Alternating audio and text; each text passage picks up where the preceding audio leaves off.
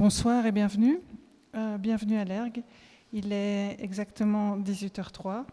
Il fait noir, il fait froid et il neige. Mais nous avons quand même le plaisir d'accueillir ce soir Teresa Cisneros pour sa présentation Undoing the Institution, a Person at a Time. Donc cette invitation arrive dans le cadre d'un projet européen qui s'appelle Teaching to Transgress Toolbox. Alors pour ceux et celles d'entre vous qui l'imaginent bien, ce titre a été emprunté à un des livres de Bell Hooks, Teaching to Transgress. Et dans le cadre de ce partenariat Erasmus+, donc un partenariat stratégique comme je l'ai dit, nous avons conçu un projet entre 3 écoles, l'ERG, dans laquelle vous êtes invités ce soir, HDK Valand et ISBA Besançon.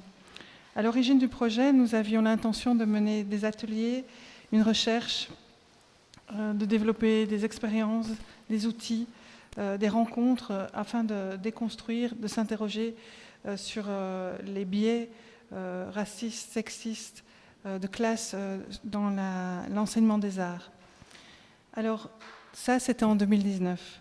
Et aujourd'hui, en décembre 2022, nous nous approchons de la fin de ce projet. Teresa l'expliquera beaucoup mieux que nous, c'est comment les institutions nous font faire ou comment les institutions affectent nos corps et nos pratiques. Et donc, en traversant depuis 2019 jusqu'à décembre, on n'est pas encore en 2022, qu'est-ce que je raconte, décembre 2021, mais on terminera le projet en mars 2022. Ce projet a évolué, ce projet a souffert, ce projet a grandi, ce projet a fleuri, ce projet a dévié. Et demain, nous allons nous rencontrer pour essayer de partager ce que nous avons appris et aussi de prendre soin les uns et les unes des autres. Mais ce soir, donc, nous commençons avec l'invitation à Teresa. Je vais passer la parole à Eva Weidmeier, qui va vous faire la version en anglais. Merci, Laurence. I continue in English. So back in 2019, members of 3 European art schools, which was ERG here and HDK Valand in Göteborg and ISBA in Besançon. We got together to imagine a project that set out to make our higher education institutions more inclusive. And we received an Erasmus Plus strategic partnership grant, and the project Teaching to Transgress a Toolbox that developed from this is a collective research and study program, and we are aspiring to create intersectional feminist and decolonial pedagogies with a focus on the arts. And in March next year, the program will come to an end, and we are asking, what have we learned? For this, we invited Teresa Cisneros, a cultural worker based in London, to help us with this, to review and to reflect on the process of this project from multiple perspectives. And in a workshop tomorrow, we will explore the pain points of this process and share the insights from this experience so that others can learn for future collaborative projects. The workshop tomorrow will be a closed work session for TTTT members only, but we invited Teresa to share her experiences, her work in administrations towards institutional change, her work on colonial infrastructures, in short, her working towards forms of transformational and institutional justice. And we are super excited that you came, that you are here. And just to mention how we're going to do that, Teresa will give you a lecture. The people who are connected online can send to the chat of YouTube and send questions that Eva will moderate. Of course, in real life, people can also ask questions and interrupt, and I will be the moderator for the human being present in this room. So thank you, Teresa. Thank you.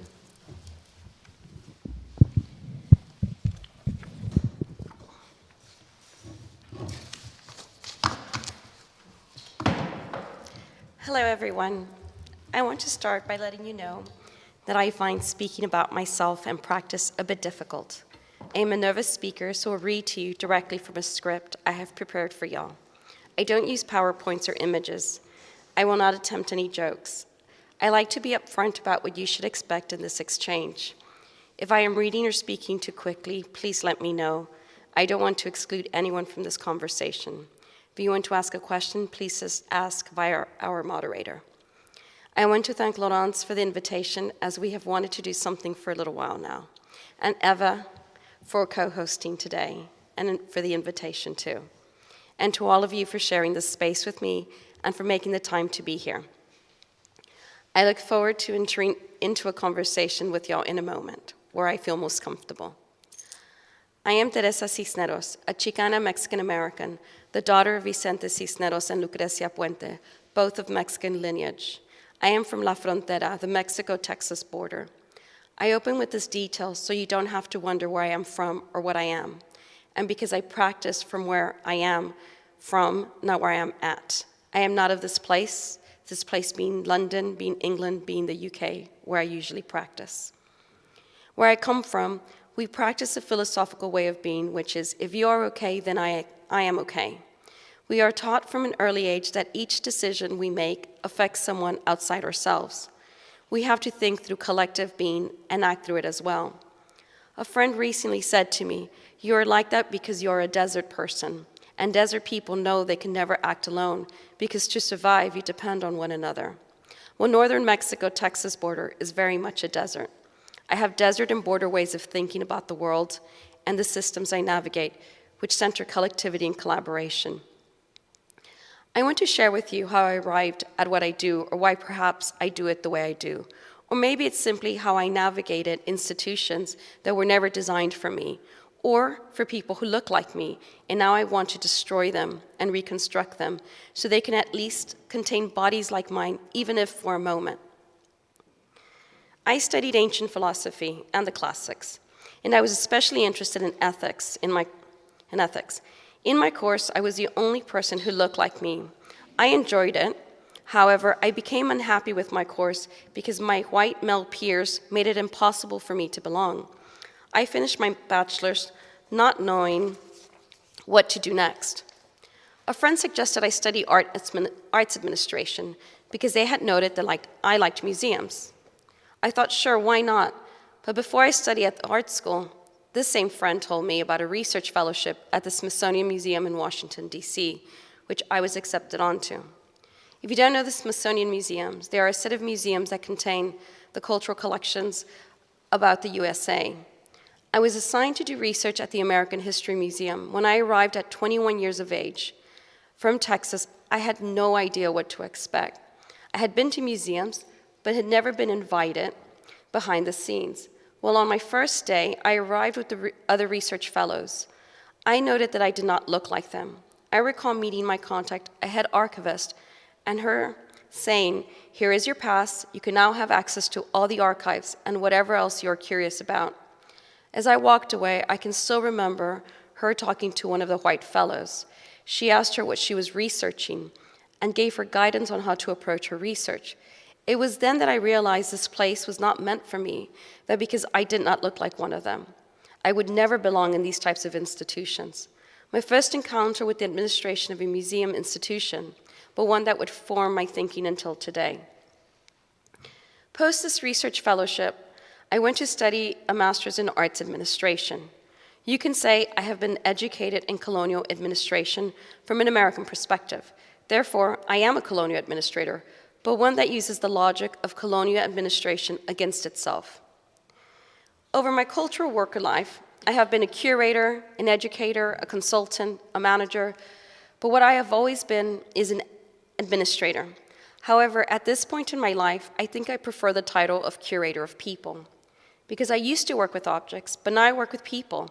I create the systems and conditions to support personal, cultural, and institutional change through the lens of behavior.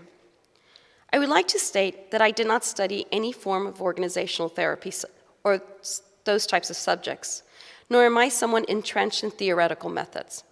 I work from what I know and continuously question my practice to ensure that I am enacting as an and ethical way of being with myself, my colleagues, and the institutions I work with. With this in mind, I am unable to share with you who I have read or what I have read. I just know that I borrow and incorporate ways of being from everyone, like my family, to my friends, to my colleagues. I know what I know because my collective knowledge is inherited and developed over my lifetime. And I do not do this work alone, ever. I am always in collaboration or in collectivity because I alone cannot do this work. But also, it's not a truth that people act alone. Currently, I'm in a new post called Senior Practice Manager in Culture, Equity, Diversity, and Inclusion at the Wellcome, which is a trust foundation for the funding of health and research, which is based in London. I used to be in the Wellcome Collection, which is the museum, archive, and library that is part of the Wellcome. The museum focuses on health, science, and art, platforming exhibitions, public programs, a library, a very large collection, and an archive, all dedicated to human health. The collection was started in the late 19th century, and we still collect at the present moment. Aspects of the collection are of their time, colonial gentleman endeavors. However, more recently, there is a reckoning of what to do and how to sit in the contradiction of being a colonial institution at a time that a shift must occur to stay relevant and responsive to the world of today.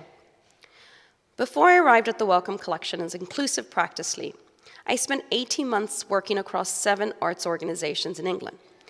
I share this with you because this is the moment when my personal politics, my love for administration, my fetish for institutions, and an understanding of the power of policy was developed. I was asked to work on a project called The Policy Show. I had already started to think, what would a policy of care look like? I was interested in what it means for an institution to think through forms of care, but the care that is not necessarily explicit. What do informal policies of care look like and feel like? I was interested in care, not like care as a subject itself, but rather enacting forms of it where responsibility and accountability are in the conversation. I know in the last few years, there has been an exploration and a fetishization of the notion of care. I am so bored and over this, because what I often encountered were careless approaches to something that was meant to be meaningful and heartfelt. Leave it to the art world to turn care into a careless process. I worked on this project with the curator and 3 other artists. They were interested in education and housing policies. I was more interested in how we create the human conditions to institute care, both that mitigates risk, but also reduces the harm for all those involved. What was produced were a series of public conversations in an attempt to engage with the actual staff of Eastside projects where the project was taking place, about the conditions they would like to have considered in their working conditions. For me, you can only be as ethical as a practice you instigate and live through. What the process highlighted was that the art space could be rethinking the systems that they create, but for them to be done in a more collective as opposed to just managerial way. What I left with, the art space, was a space for them to do the work, as I was not there to do their work. I was merely temporarily asking questions that perhaps others were too afraid to ask, or I acknowledged things that can be seen as too emotional or too personal. For me, there is no difference, as we cannot separate ourselves ever. I don't really buy into the idea of professionalism. I am more interested in mutual respect and mutual witnessing. Whilst doing this project, I was also supporting 5 arts institutions across England on their diversity practices, as they had been granted funding by the Arts Council of England to support this work. I did this work with an artist named Barbie Asante as part of Agency for Agency, a collective that her and I and another colleague set up. This project was part of a touring show for artist Lubena Himmet, who's a Kenyan-British artist. The 5 white-led institutions wanted to make sure that they were attracting diverse audiences. I can still recall my first conversation with the leads of the institutions, where I stated that I did not do diversity work and that I did not agree with those terms to address the power of white leadership in the institutions. They asked us to mentor local artists so that they could better engage with diverse populations. I actually turned this around and said, it's not the audiences that are the problem, it's the staff, as they do not know how to think differently, as they are still doing things in the like-for-like ways. Why do we always ask, why don't they, whoever they are, not come to our museums, instead of asking, What is wrong with the way we program? What is the knowledge of our curators? And how can they address a wider understanding of art and art history? But also, what is our staff makeup? Let's look at that and then move out to work with others. I think museums potentially can look like their local communities, but what if they don't? Through this process, we supported staff to read also about their terms and conditions, what they all had agreed to do for and on behalf in relation to the organizations they worked for. I started to think more strategically on how staff, but also the administrators, could hold one another accountable for care, for practice, and more equitable ways of working. We did this through a series of all-staff meetings where we asked everyone to enter into a form of power truce so that everyone had an equal voice. Of course, it was my job to hold that space, that in a way I had put myself as the holder to sit with an ethic of practice that was not the usual way to do things. What I wanted was for staff to see one another as people, as a temporary community of interest, as colleagues, but also as caring people, because oftentimes staff will say, the institution this, the institution that, but the institution is simply you, me, just people who have to carry the weight of responsibility to ensure the staff of an organization are able to do what the mission says they will do.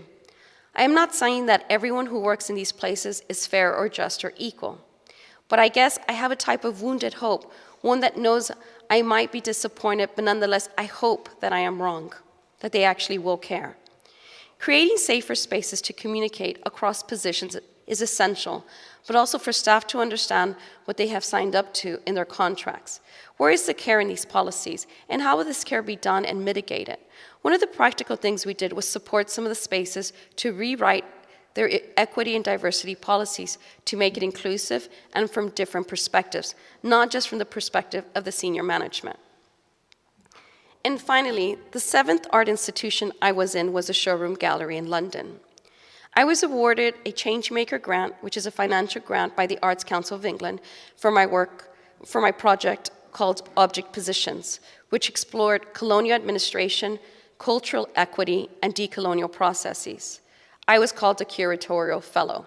But what I did was not curate, but create the conditions for people who do not get access to the right networks or money to fully participate in the contemporary art world. I created a program called Holding Space for 8 artists who were not white, provided them with funding, mentoring, travel budgets, and art-making budgets. At the same time, I designed a public program of talks, inviting people who, again, had not been invited to speak in the art spaces that I was usually in. As part of this process, and as a result, I had to leave my curatorial fellowship early due to not being protected by the director when I was accused of not taking artists I was working with seriously, which was never actually explored or mediated. I felt very uncared for, so as I exited, I was asked to write a report. I was expected to write up in traditional academic form. I refused, as this is not how I write. What I wrote is called Document Zero, a series of scripted conversation based on my experiences and those of people in different institutions, about 30 institutions total. This is about institutions vying to be inclusive and diverse. The scripts illustrate all our failures in actually diversifying the arts, myself included, as I am just as complicit in upholding oppressive systems. However, I am constantly pushing to shift the system, think through other frameworks, and risk my own position at the same time. With this in mind, I understand one of the most challenging things I encounter when pushing for change work is that people do not want to give up their power or share it. This recreating the same colonial oppressive systems. I think we have to have better accountability systems if we are to change the systemic oppression we uphold every day when we work in the institutions we work in, because they are all designed from a colonial framework. As part of my own practice, I think of what I do as healing the colonial wound. Being at the Wellcome Collection now the Trust, is being in the belly of the beast. It is not a bad thing. It is what it is, but it's what I make of it whilst I am there that matters. I do not work like many of my colleagues. Perhaps it's that the personal is political as personal is political. For me, I reflect on my own complicity every day and I ask myself, what will I do to change something, or at least contribute to the change? This change is about healing the colonial wound, even if it's in small gestures, as I am not here to change the world, but rather I allow myself to think about how I can change one person or one person's world at a time, at least. I believe in redistribution models, but I also believe in institutional frameworks that would take seriously the care of others. Most recently at the Wellcome Collection, I lobbied to create what is called Principles for Working Together. This is based on the idea that when we work with external collaborators, we should clearly ask how they wish for us to work with them. What conditions should we, the institution, create for them to work with us in order to make them their experience both healthy and happy? What this agreement or policy allows for is the external collaborator to hold us accountable if we do not deliver on this agreement, but also it starts by us not assuming what someone may need. We do this by naming people. So for instance, an artist can work with us. The curator is the person who signs the policy agreement with them. However, that curator has to name a person they are accountable to in case the artist has a complaint. This agreement serves to mitigate risk and reduce harm for all three parties, the institution, the staff member, and the external collaborator. It is a way to make our institution accessible to everyone. When I say accessible, it is not just about disability.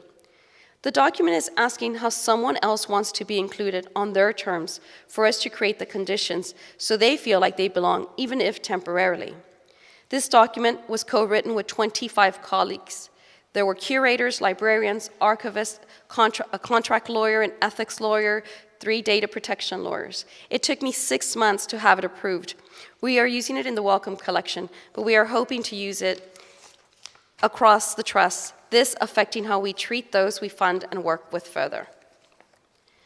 I work to dismantle and reconstruct how institutions function and who they function for. I am a person who loves institutions, but more so the policies that make them what they are and who they are. Because at the center of them are people, you and me, just like I said before, not some scary, uncaring monster we often refer to as the institution. If we can just hold in our minds that most people care and are well-meaning, though some of us can be careless, I do think that we are not all taught how to care for others, or how to be anti-colonial, or how to not be racist, or how not to be ableist. Much of my work deals with how to compassionately illustrate how we do not know, and what it might take for us to learn to be better, kinder, more compassionate institutional workers, so that we can create spaces for people who are not just like us. With this in mind, I will share a program of work that in many ways is the culmination of my practice in working in the culture sector and reconstructing it one person at a time. When I started at the Wellcome Collection as their inclusive practice lead, my job was to address the lack of deaf, disabled, neurodivergent, and racially minoritized people, how we platform them, work with them, how we have them as audiences, and also how we could have better partnerships to engage with these groups. But for me, it was not the lack of the people. It was more about the staff needing to rethink their behavior. I arrived to this job with the question, why are we lacking these groups? I didn't have the answers, so I went on a 2-month listening tour.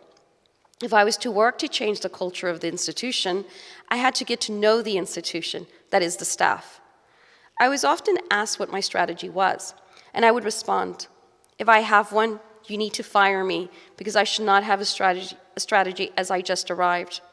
Through this process, I realized I had to make my conversations into a type of formal research, but I also needed a baseline of understanding of where people were, so I knew where to work from and what was needed to change.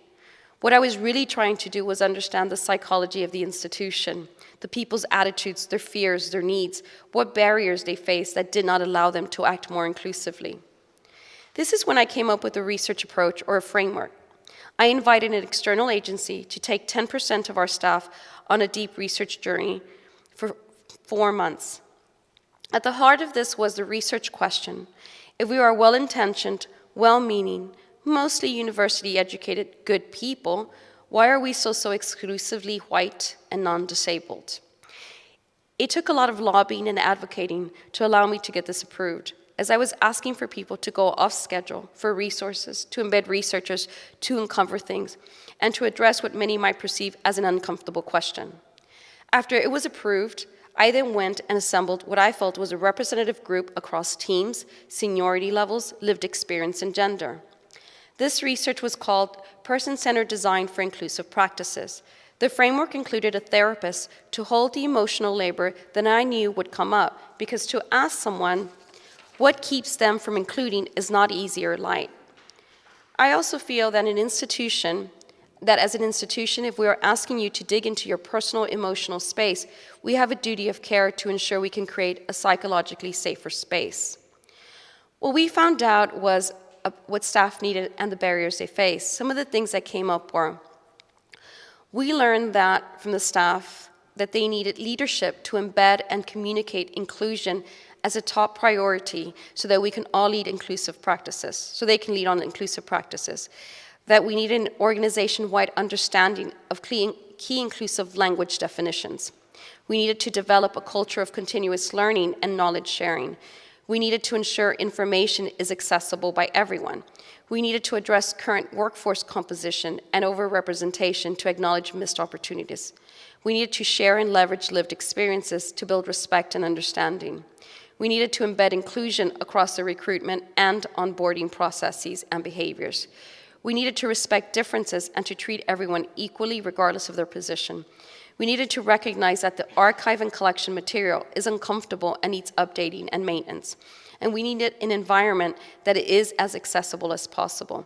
And some of the barriers that staff said they faced were in relation to capacity, that they needed more time, they needed to put energy, there was money attached to a process, and also they needed more engagement. They also stated that one of the barriers they faced was around contradictory behaviors that watered down their aspirations for change. Also the lack of safety, which prevented all voices from being shared. And they needed a space to ensure that they were less fearful in sharing. They needed to have language that engaged in sensitive conversations. They also needed, they were addressing knowledge elitism, which limits people's active participation. And the other one was about the welcome collection and the trust and how they worked in a paternal way as well. This was all very useful. And we also asked the staff to co-design solutions for future work. This was helpful to me, as I would be designing what they needed. I got the results in March 2020 as we went into COVID pandemic lockdown. I knew I had wanted to create a sustained program of learning, not a tick box workshop for an afternoon. And as usual, people think if you attend a workshop, you're no longer racist or ableist. It was during lockdown that I designed an anti-racism curriculum, which later went on to become the social justice curriculum. That includes an anti-ableism module as well as an anti-racism module. Again, it took much lobbying. However, I think the conditions in society pushed us to do the work further, as the anti-racism global protests were happening and COVID was disproportionately affecting racially minoritized communities. The cultural framework I designed, the curriculum framework I designed, which takes a learner through 4 phases, talking about race and disability, understanding about the construction of race and disability and its function in society today, listening to professionals already working in the area, and unlearning bad habits. The third part is about applying the learning with guidance and mentoring, and finally, embodying how to be anti-racist and anti-ableist through action learning sets. The curriculum has 9 sessions. The foundation sessions, which explore positionality in society of the self, along with the talking about race, explores sessions on anti-racism and sessions on anti-ableism, and a closing one exploring intersectionality more in depth. Our staff are provided with 30 hours of learning over 9 weeks in total. We have now had more than half the organization take part in the first phase of the curriculum. We have had feedback from the first group to the second group, and with that we have adjusted the curriculum and learning. It is iterative to a point, but we feel this can be tweaked because racism and ableism are not static subjects. The content was developed with external experts and co-designed with staff, as well as an external advisory group of experts, many of whom are academics and activists. We have a handbook and 9 lessons, which are PowerPoints, that we hope to share more widely in the next month with cultural organizations and those who wish to also access it. I have also embedded evaluation throughout the process. It's important to understand what the effects of this type of program can be on an institution and on the personal, cultural, and institutional change that might be possible to make this happen.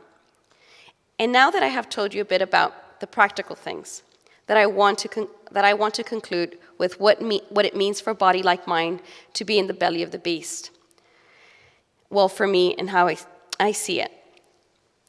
I practice in a very different, non-English way. I am not afraid of doing the work, getting dirty, showing my cards, saying what I think, feeling what I think, and allowing my colleagues to see me as a whole person as possible.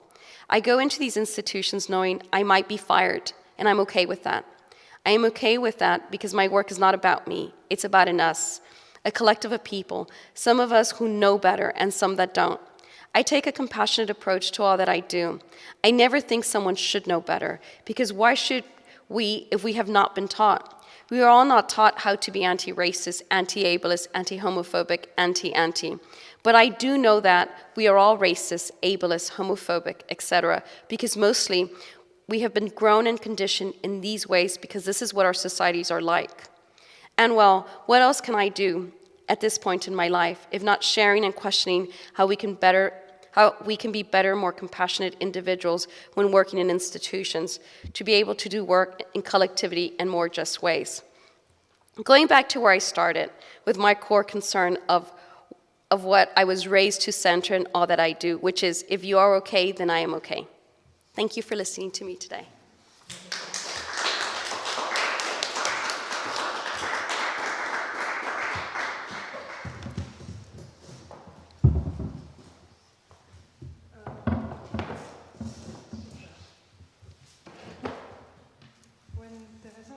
A lecture, she mentioned a script.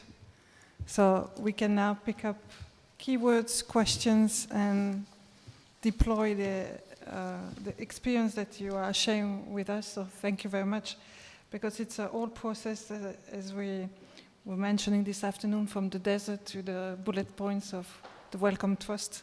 So it's a physically journey and transformation. So I don't know, if there are any questions immediately from in real life audience? Or from the online audience, you are very welcome to type in questions online. So I will begin and take keywords like this. Currently, I'm in a new post called Senior Practice Manager in Culture, Equity, Diversity and Inclusion. How did you design that title? Was it imposed on you? Was it a construction with? Because this is, as you said, that could be a box to be ticked and that's it. To have a senior practice manager in culture, equity, diversity and inclusion. No, it was already pre-designed. The title is very odd, and I'm moving to work more in science research. So it's about, my new job will look at, I'm moving from the arts sector to the science sector and funding. And it's about how to design research more inclusively for scientists. So it's very much about a practice of inclusion and thinking about how science research is designed. But no, I didn't have a choice. It was just imposed on me. But I do want to propose that we do something different. But I'll see, I've just started on Monday full-time, so I'm very new to the role. Because at one point you mentioned that you were working on language definitions. Yes. Can you give us example of what do you mean by that? There were specific terms, or it was because, as we were mentioning from this European partnership, that the terms of what we have to be accountable to, what we have to justify, or the box that we have to tick, also affect the way we work and even walk sometimes. So I was wondering, if we take this other keyword definition, language definitions, so how? So it's kind of, I don't, if you notice, but I don't use the words Black, POC, ethnic minority. So we use the term racially minoritized communities or people, and it's to distinguish what we mean. So we literally define, we have inclusive language guidelines. So even terms like in museum world, everyone has been talking about decolonizing, decoloniality. What do we mean by that? So we're literally taking terms that are used within our spaces to kind of agree what we mean by them in order to be able to use them together. But practically, how did you do with the staff? Like you begin with a glossary, or you propose? Yes. Yeah. So what we did so in the trust, there's some stuff that sort of even terms like deaf and disabled, and sort of we define what we mean by that. So there's like a core one that has been started, and then there's the one within like the museum, the collection, where terms have started to coming up, like do we use the word Western, non-Western, Global South, and how do we use it? So we did a survey, we had a committee of about, I think there must be about 25 or 30 people, where everybody put terms. We did a survey, and so they all kind of wrote back anonymously and said, well, these are some of the terms that we find difficult or we're uncomfortable with, we don't know how to respond, so that we actually asked the staff, so it's not just me going or my team going, this is what we do. So there is a thing about a lot of the practices, co-design practice, and I know in the art world, the museums, they talk a lot about co-curating, co-this, co-that, but we actually have a concrete methodology where we look at teams and we invite people from different teams, and they become like internal stakeholders, so they can also hold us accountable to the process. And so this is how we kind of create the variety of things, and you can hear me talk about the curriculum as well in a similar way. Sorry. May I chip in here? So you just mentioned probably the project working together at the welcome, and I was curious whether you could actually give an example how such an agreement or how such a document could look like. Like when you say it is based on the idea that when we work with external collaborators, we should ask them on which terms they would like to work with us. So in a very practical way, it's a 3-page document, and we have a letter that says, you're going to be working with us. So it's first it says, you will, thank you for working with us.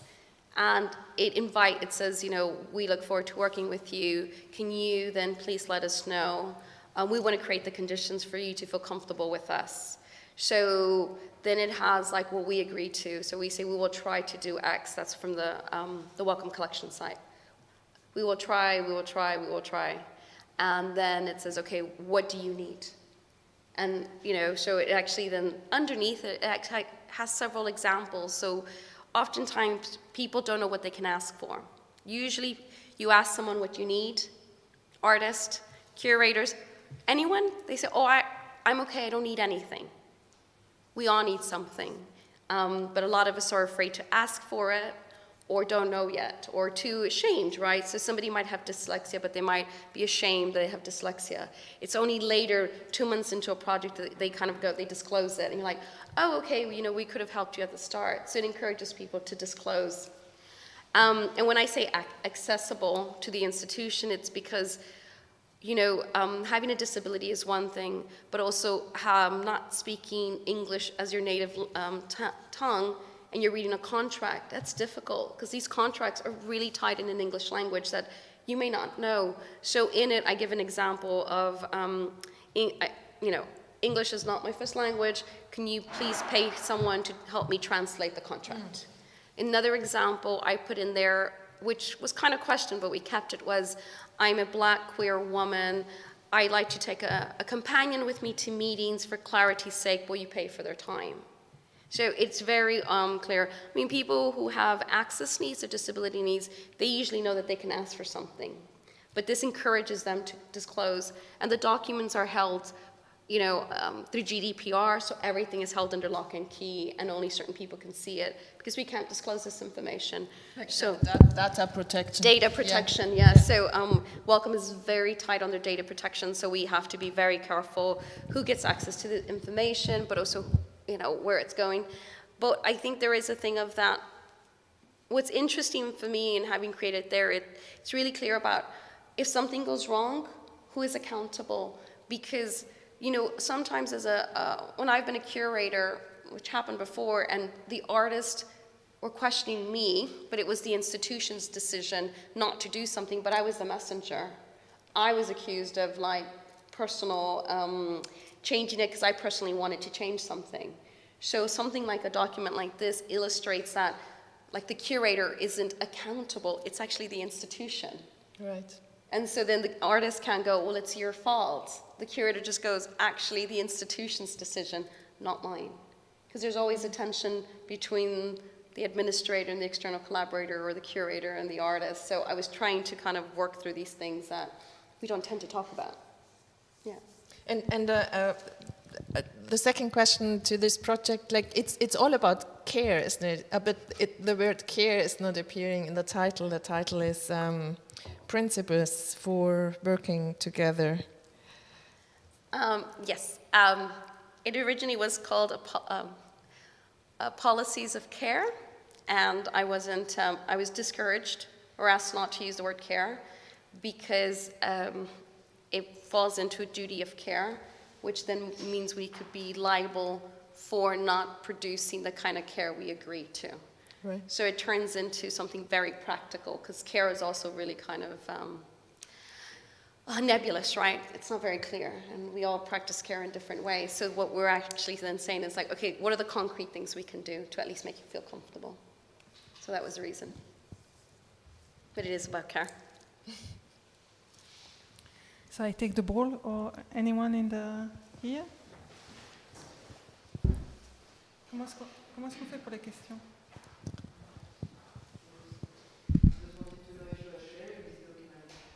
The question is, I was asking for the mic if they're using. Yeah, no problem. I will repeat your question. This is the same question we all ask you. Are you going to share those documents? Yes, I can share them. That was when I entered the job that I just am leaving now, I did say that everything I produced, I really wanted to share with the culture sector, because we're very well funded and it allows us to explore things. But I'm hoping that in the next month, whatever needs to change within them, we can. But I'm happy to share them. I can share them with Laurence if you want. Eva. We have one question yes. online from Luz de Amor, and asking, do you have any advices for institutions that are trying to change? What are the factors institutions have to take a look into to become less anti and more pro something? And an add-on, does the anti-pro dichotomy, is it a profitable, durable strategy for institutions? So we might start with the beginning. What are the factors institutions have to take on to become less anti and more pro something? Do you have any advice for institutions that are trying to change? I have to say, to be anti and pro is one and the same for me. I mean, an institution can be pro something and anti something in the same space. I mean, you can't be pro-racist, right? But you can be anti-racist. And what are you supposed to say if, how can you illustrate that you're an anti-racist practitioner? What is the language for it? So there are these small, that's the thing of language. And I guess I don't see it as a anti or pro, right? Institutions have a politic. Sometimes they're one, sometimes they're the other. I think it's much more about, like, how can they start? I guess that's the start of the question. What can they do? I think it's a lot to look at their infrastructures. What is the actual infrastructure of the system? And I think we don't think about the system so much. What are the conditions these institutions create for people to be in them, and how?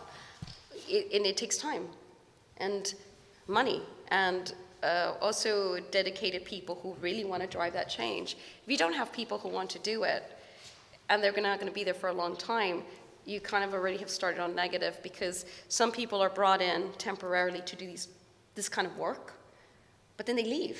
And so what leaves with them is that kind of energy for change. So I think if somebody is really keen on changing the culture of an institution, you have to dedicate 5-10 years to the work.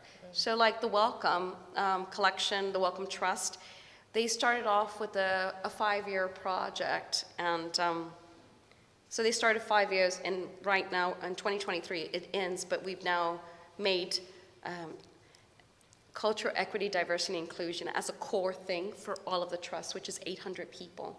So now we have permanent contracts. So it's changed. They said, no, this is essential. So it's going from it being a temporary thing to a permanent thing over a period of time. And it, people have to get their hands dirty and be uncomfortable and give up power as well. So, people want to change things, but they don't want to give up their position of power. Sometimes they need to go, actually. Oh, I hope that I answered the question. But I think to pick up on that question, when I first met you, that was 2 years ago that you begin, and there is a practice that is first the research. So when you were hired, you didn't come and say, okay, you need to do that and that, or No. you have to hire. So you begin by the research. So I think it's interesting to, as you say, it's work, and so it would be great if you can. I'm lucky to know what is that work meant. The fact that you were gathering people, working. So it really took time. So I think I don't really use the word research, right? I've used it in writing about it, but I don't research. I'm not a researcher per se. No, but that was a way to. Yeah, it was. It had to become. So when I arrived, for me, I am me. The way you see me, the way I speak, there's nothing different for me when I am here in any environment.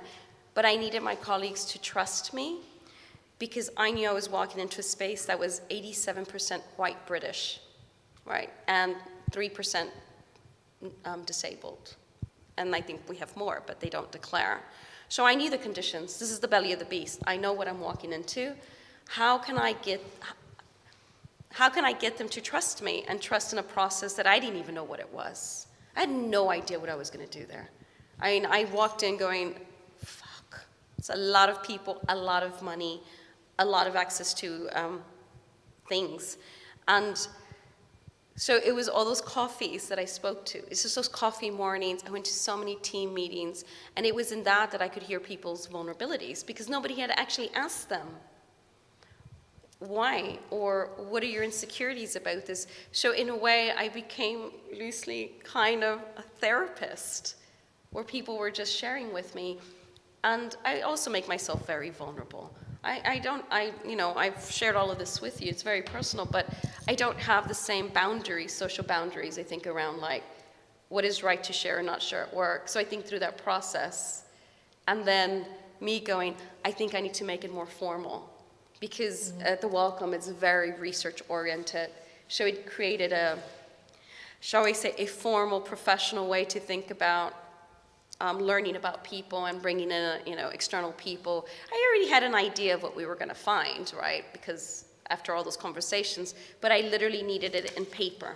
I needed the evidence, the actual this is what your staff actually think. This is what they feel. This is what they would like. What are we going to do about it?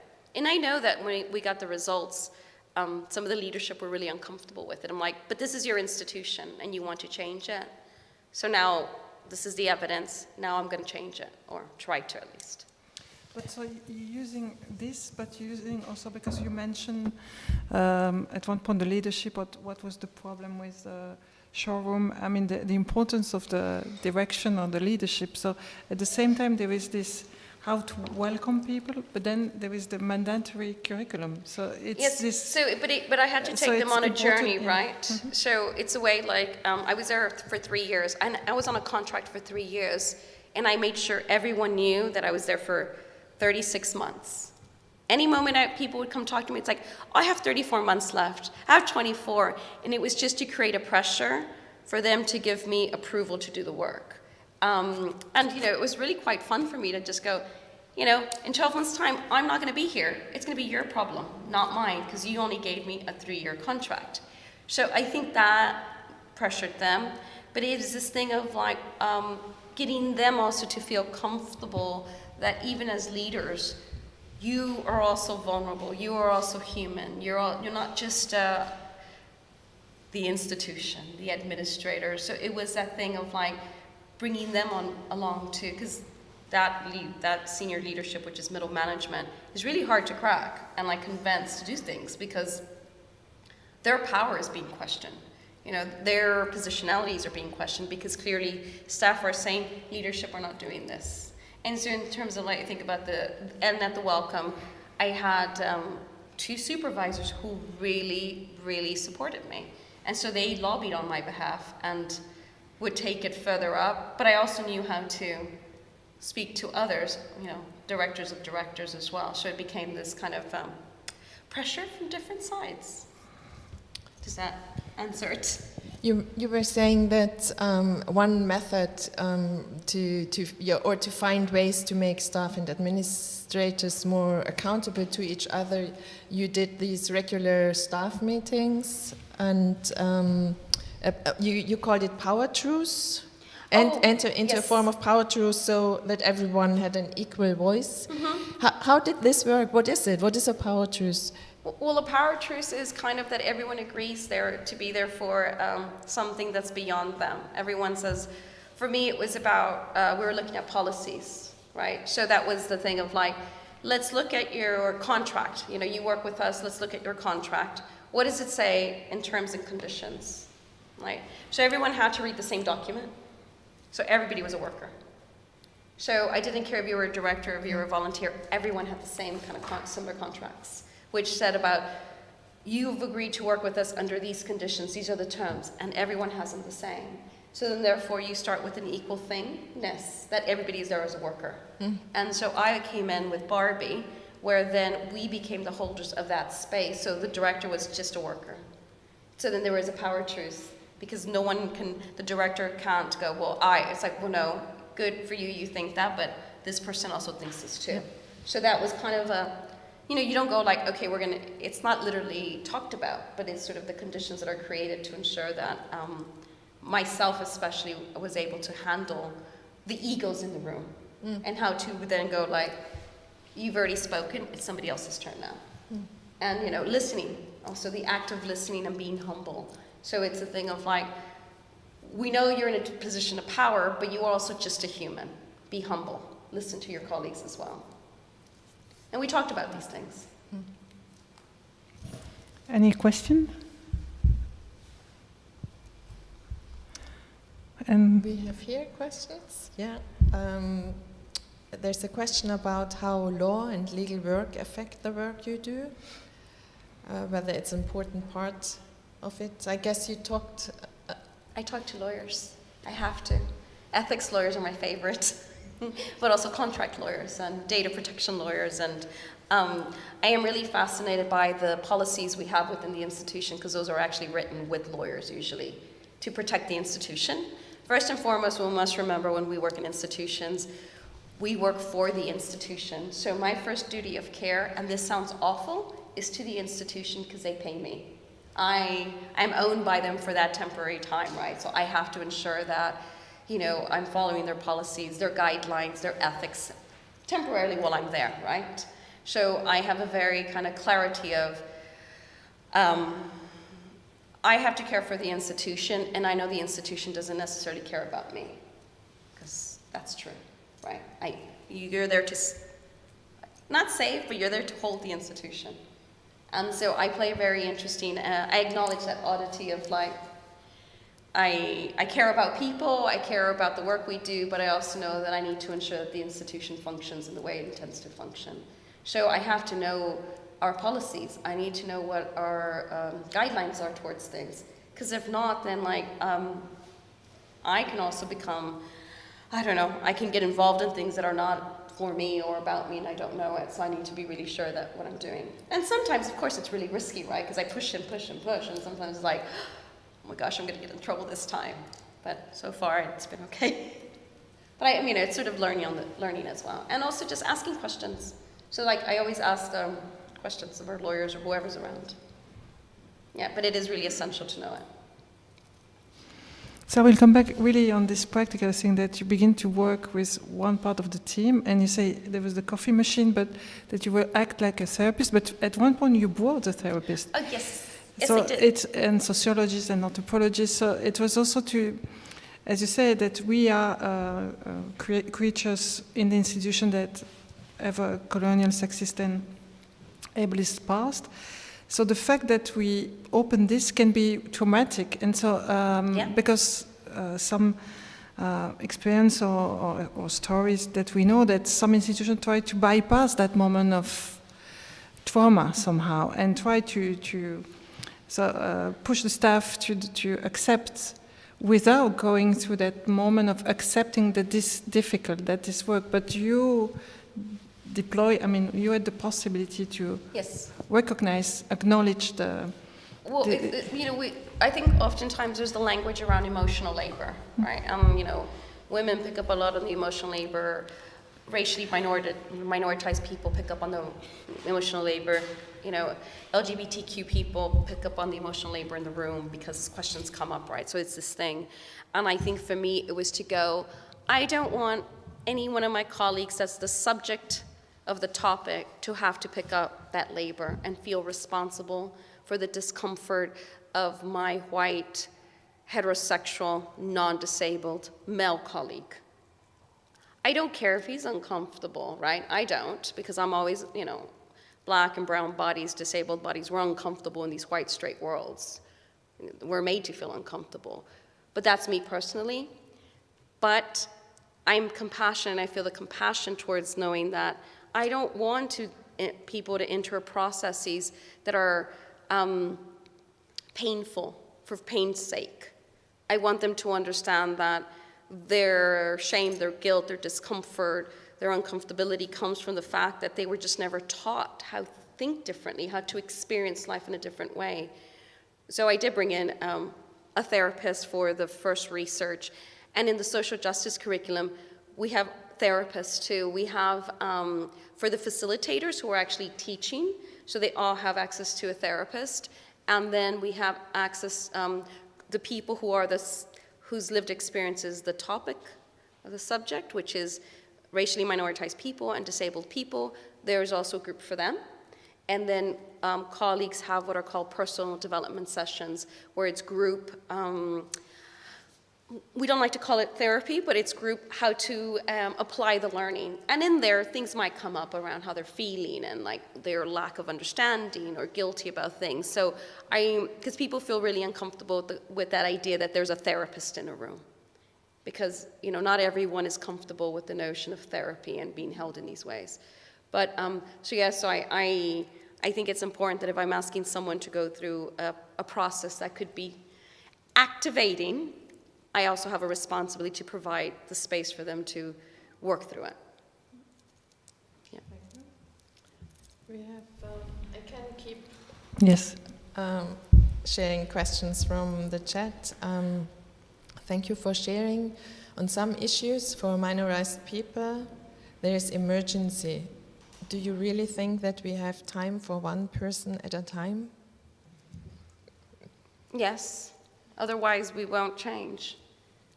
I mean, I don't. I mean, I am not of the. I don't want to be instant famous. I don't want to be a Twitter. I am more interested in because each person gets to make a decision. We all make decisions. We all have the power to change things from one day to the other for ourselves and potentially those people around you. So for me, it's about. I'm not so arrogant to think I'm going to change the world. I can't, and it's impossible. May I ask you here whether you could also maybe tell us a bit more about your own complicity and how you hold this space of being complicit but at the same time wanting to change the system? You mentioned that in the talk, but yeah, I'll be curious if you could talk a bit more about this tension. It's not a tension for me. But it's a reality, and I know it's perceived as a tension, and it feels like I'm in a contradiction. So when I say I'm complicit, I am.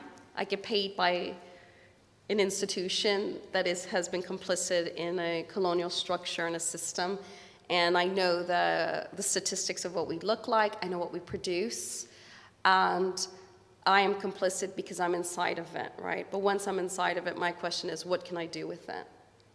And I know that I'm also... The way I speak, I am also a little bit ambivalent about where I may come from.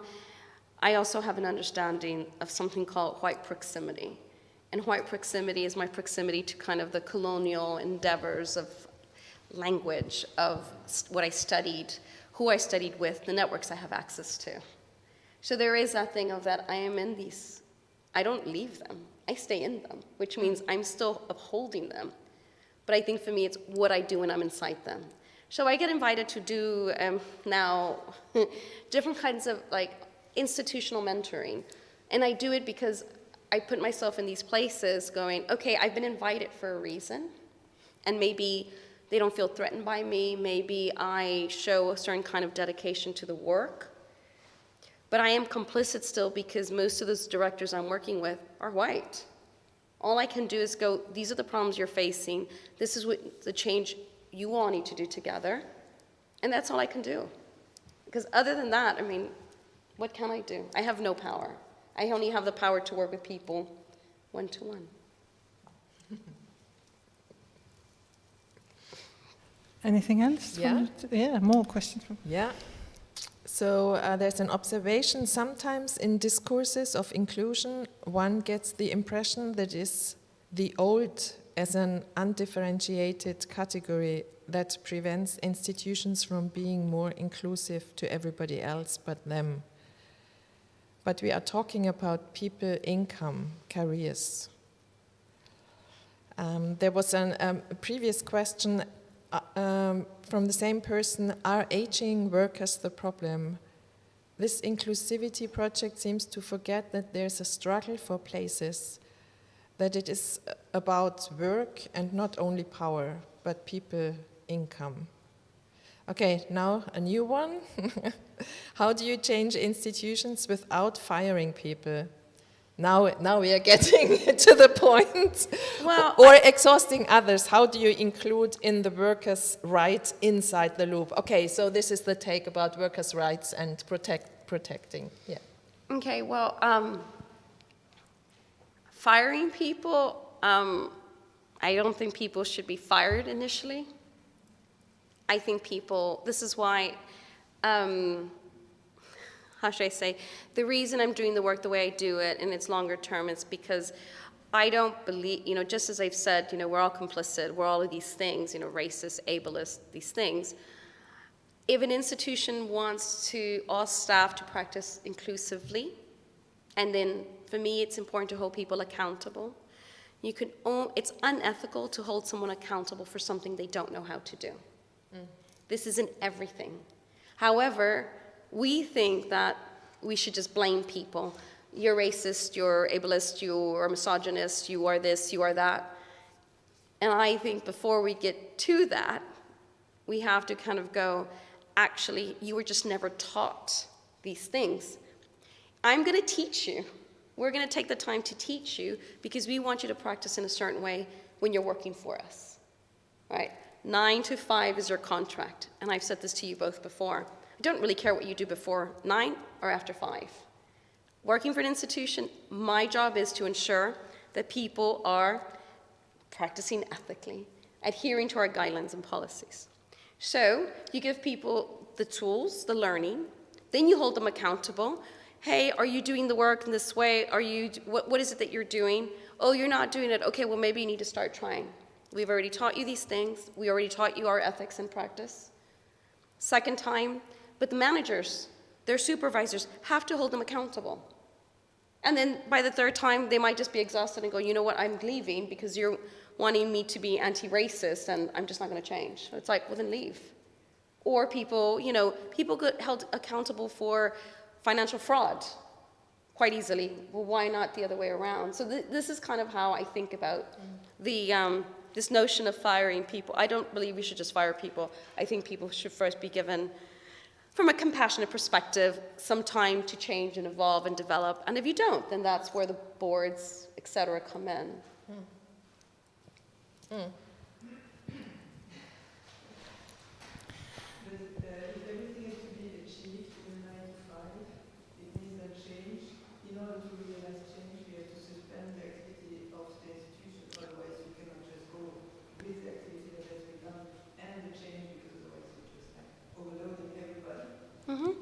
Can we repeat the question?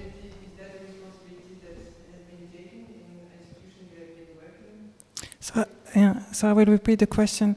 If we do that, if we work on change and from 9 to 5, how do we do the other activity that the institution has to do?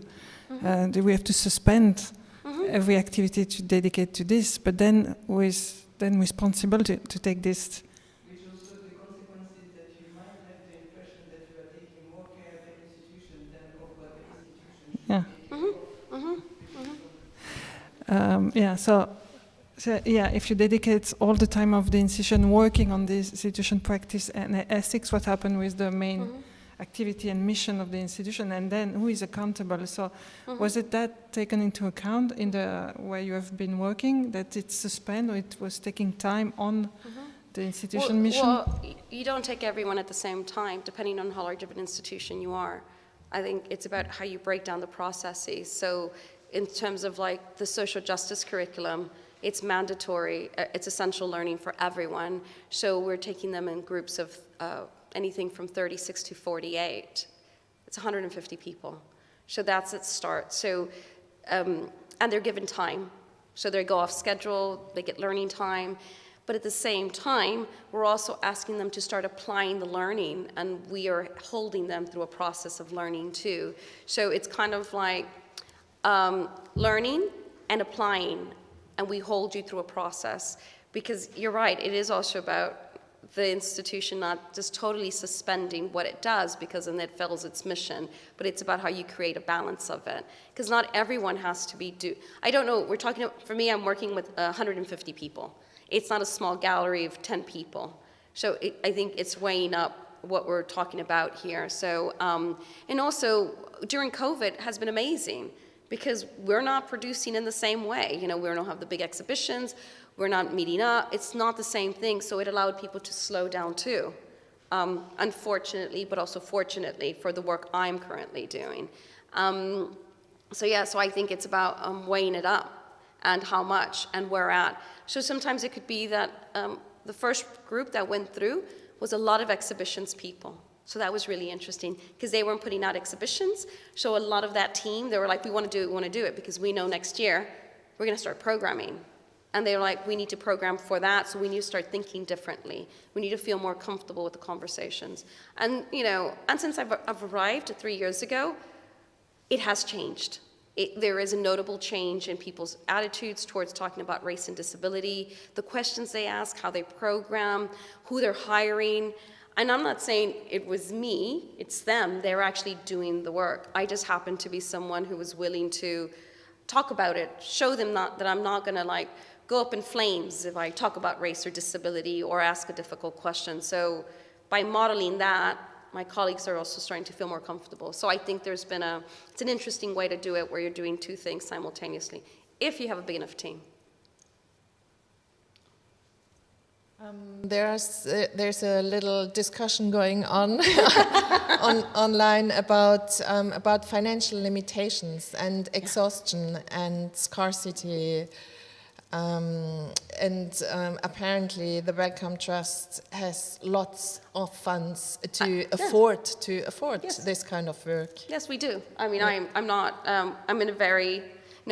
we are in a very privileged position. I mean, it's a foundation, second to the Gates Foundation, to give money to health and science.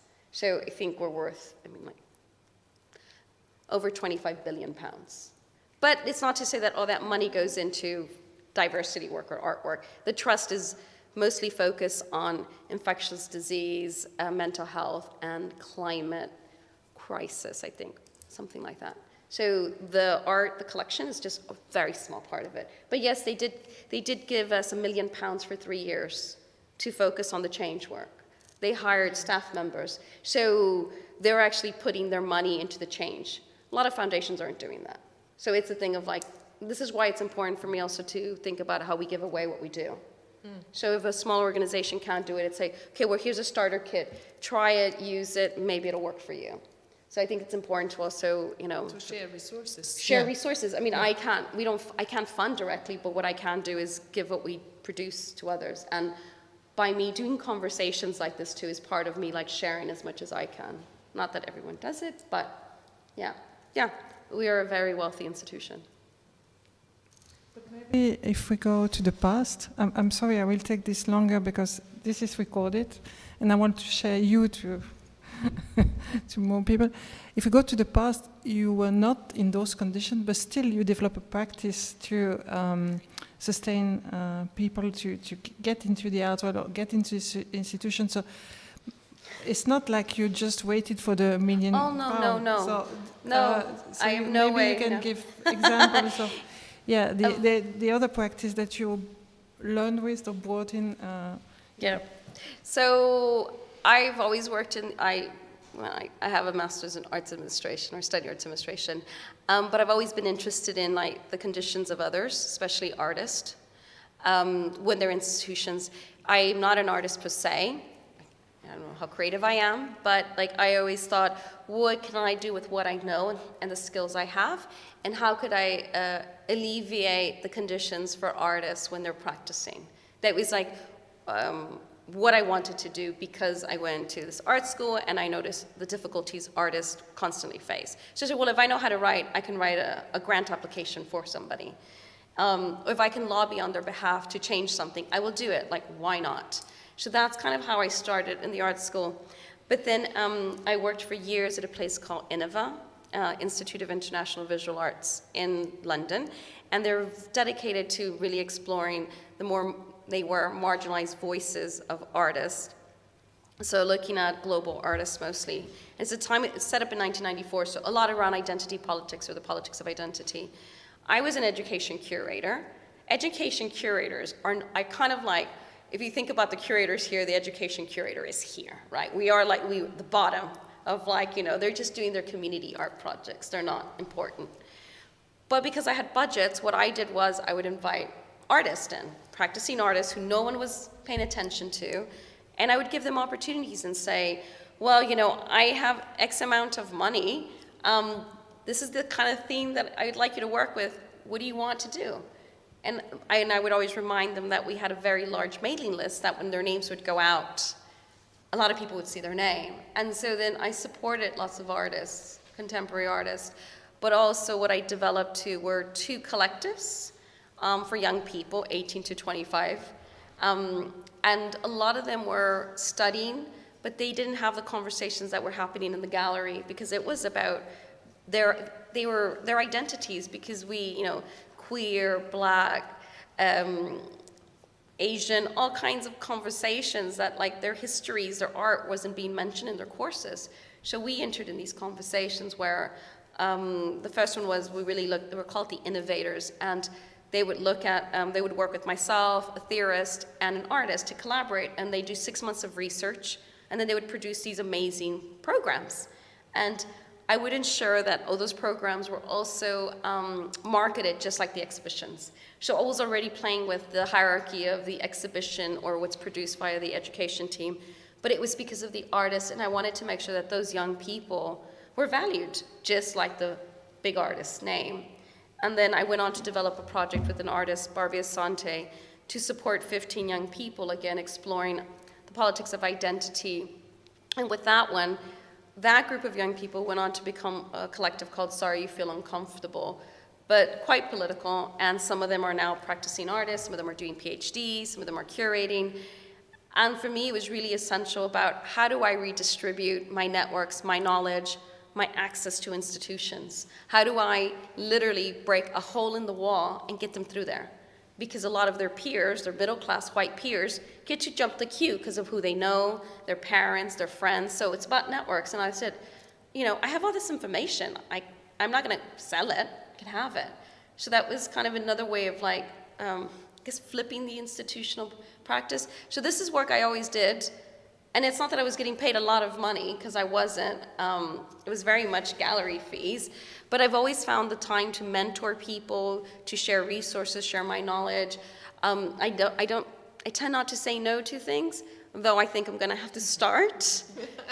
But I've already been told, you need to kind of start pulling back. But I have I always just think about that 21-year-old in the institution who realized that they were not made for her. So I think for me, it's like that is part of the agenda. Thank you. Other questions? No, I think We're good? here in real life?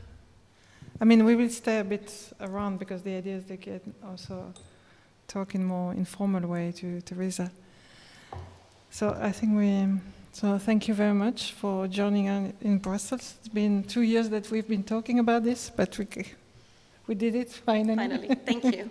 Thank you. So too. thank you very much and good night. Thank you. Good night.